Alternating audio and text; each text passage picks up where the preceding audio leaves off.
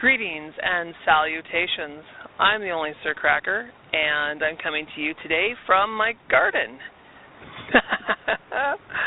So sit back, enjoy, and today we're working back here on the potatoes. So won't you join us?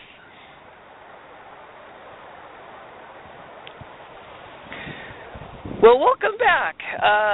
Okay, well, I am the only Sir Cracker, and you are in my garden. So I'm going to show you today the potatoes. A lot of things have been kind of growing on and having a lot of, growth. Yeah. Not sure exactly how to put that. Right now I've got two barrels. There's the white one on this end, and then there's this second from the end here. They have nothing in them, and honestly, I don't know if I'm going to plant in them or not. I'm thinking about doing some like dinosaur kale or something. It's still not too late in the season to plant, and it should grow throughout the winter and then into next spring. Dinosaur kale is pretty hardy. As a matter of fact, I could probably still get away with planting some brassicas, so that would be like cabbage or broccoli, cauliflower, Brussels sprouts, that sort of thing, and I would still get a harvest this fall. So I could do that too. So there's two empty now. I'm going to bring you over here, and we're going to empty out both of these potato bins and see how many potatoes we have today. Today's more of a potato harvest than anything. And in the process of doing that, that'll end up giving us 4, if you've been counting, that are empty. So I need some ideas or suggestions. So if you out there have any ideas or suggestions on what I could put in these barrels, definitely send me a message or comment or whatever, and that would be really appreciated. Actually, that would be freaking awesome. So without further ado, let's come over here and let's start digging up some potatoes.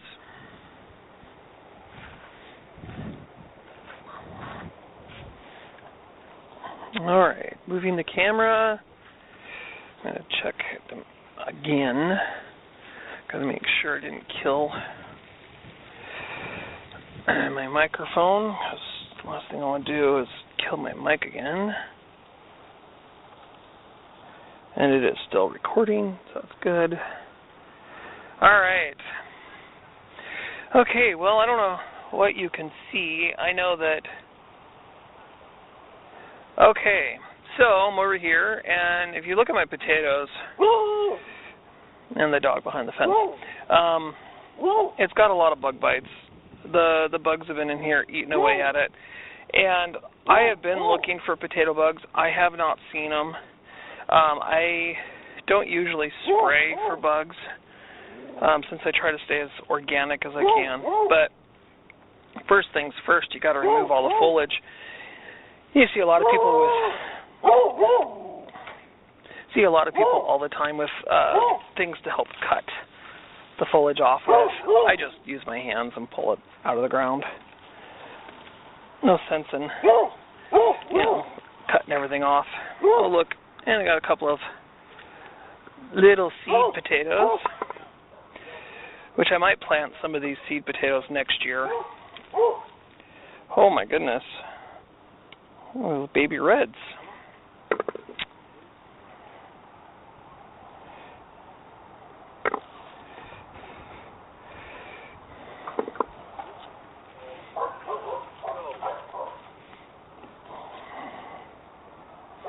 Well, that's a weed. I don't know what it is. It's kind of strange. Here, let me pull this out of the way, too.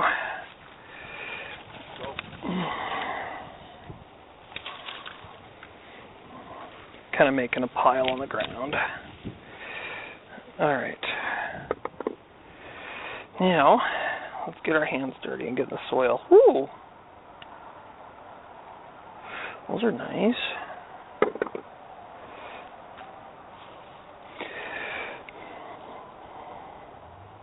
Now you want to be really careful. The skin on these are super, super thin. And last thing you really want to do is get in here with like a pitchfork or anything really like hard, because you can damage the skin and bruise it really easily.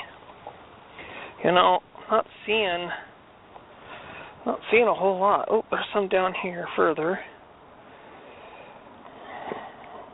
Oh no. It looked promising, I thought. Lots of little teeny ones. Let's see. Oh, this one's not too bad.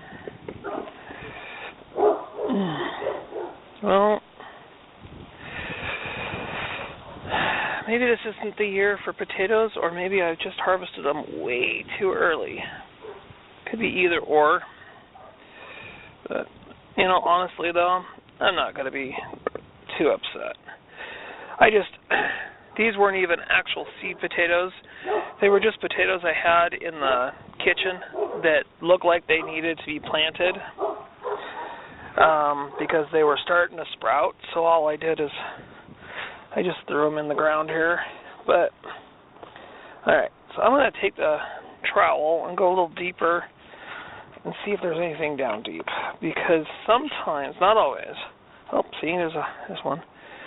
Sometimes when you go down deep in the soil, you'll find more, because they like to shoot these roots down. Now, I don't mound my potatoes. I've mounded my potatoes in the past, and I've not really had a whole lot of success with that.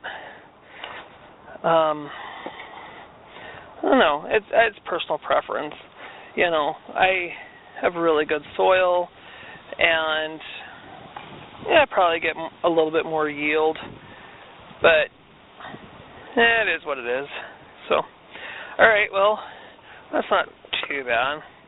Out of, I think there was 3 plants in here, about half a pound maybe. Let's go over here and try these. Now these, I believe, were rustic, even though they look like baby reds too. So, oh wow. See, now there's more on here. This is crazy. I don't know if you guys can see this. There's a bunch of these. Now these are supposed to be smaller potatoes. Well, these ones were. They're supposed to be baby reds. So, and it doesn't matter how long you grow baby reds, they just put on more potatoes. Well, there's a few little ones in here, but I'm not going to go crazy over every little one.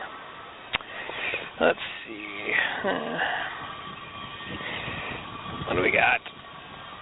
Oh, well, that one feels like it had some roots. Holy Toledo. This is a good one. Wow. Look at this. Those are good. Those are nice. That's enough for one meal, probably. And the trick to potatoes, when you harvest them, is you put them in a brown paper bag, and you put them, well, that's a big plant. That's probably because I didn't trim it back. Maybe that's it. I don't know. But so you put it in a brown paper bag, like a brown paper shopping bag. Probably do twice. And what that's going to do is help keep the moisture away from them and keep the light away from them. And then it'll help them stay longer and last longer. And then you keep them in a cool, dry place. So, yeah, kind of a simple little thing. Anyways, I'm just kind of rambling. I'm not really talking about anything in particular. Now, this soil is really dry. I haven't watered this soil here in I'm going to say it's been about 2 weeks. But it's still, it's not rock hard. This had the elk manure put on top of it this spring. So this is so loose that I don't think I need to get the trowel in here and try to dig around with the trowel. I'm just double checking, make sure I got everything. Feels like I did. So there we go. That's pretty much it. Oh, little rock.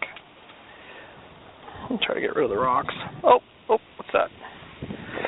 Alright, well, yeah, it's enough for a couple of people. There's different things you can do with these. Skinning these is kind of a pain, but if you wash them really, really good, you can quarter them or cut them into small sections and make a salad out of them, a potato salad, or that sort of thing. So, well, here I've got 3 barrels, and there's one further down. I've got to figure out what I'm going to plant in here. I definitely don't want to be putting anything that has, that you're harvesting the roots for. But honestly, it really doesn't matter at this point. At this point, what difference does it make? Ha ha ha. Sorry, bad political pun. So, yeah, there we go. I've harvested those. I'm going to go ahead and put all these here in the compost pile. You see? Yay! So all this is going to go in the compost pile, and then that's it. All right. So, whoa, hello. So, hey, I'm the only Sir Cracker. This has kind of been a potato harvest, and it's been pretty sad. But, I mean, yeah. Oh, another thing I've done, too, is cut my head off, because I think I'm cutting my head off here. Not exactly. Square. I'm sorry. I can't see what you see. All right. Where was I? Oh, the jalapenos. I harvested a bunch of jalapenos just recently, dehydrated them, and then ground them down and turned them into a jalapeno powder, if you will, for seasoning. So, like if I want to give some spice to something, I just add a little bit of jalapeno pepper to it, or jalapeno powder to it, and then I've just, got some spices. Yeah. So, and the apple on the apple tree decided that it was going to fall off, so it kind of fell off. But that's what happens, Sometimes you lose an apple. Although, honestly, I'm kind of happy with it this year, with the tree. It's its first year in the ground. Really, it's working more on its root structure and its base. I mean, look at that. It's already stabled. And so I'm okay with it not having any fruit this year. Once all of the leaves drop for the winter, I am going to do another video, and we'll show you cutting the top out of it.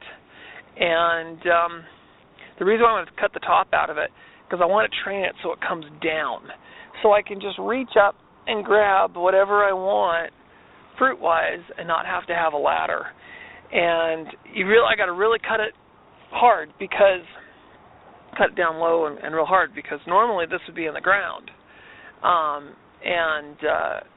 But, well, it's like 3 feet above the ground. So I want to be able to reach it. So we're going to end up cutting it just where I can reach, and then all the branches will come down. The other thing is I want to take the center out, because as this tree gets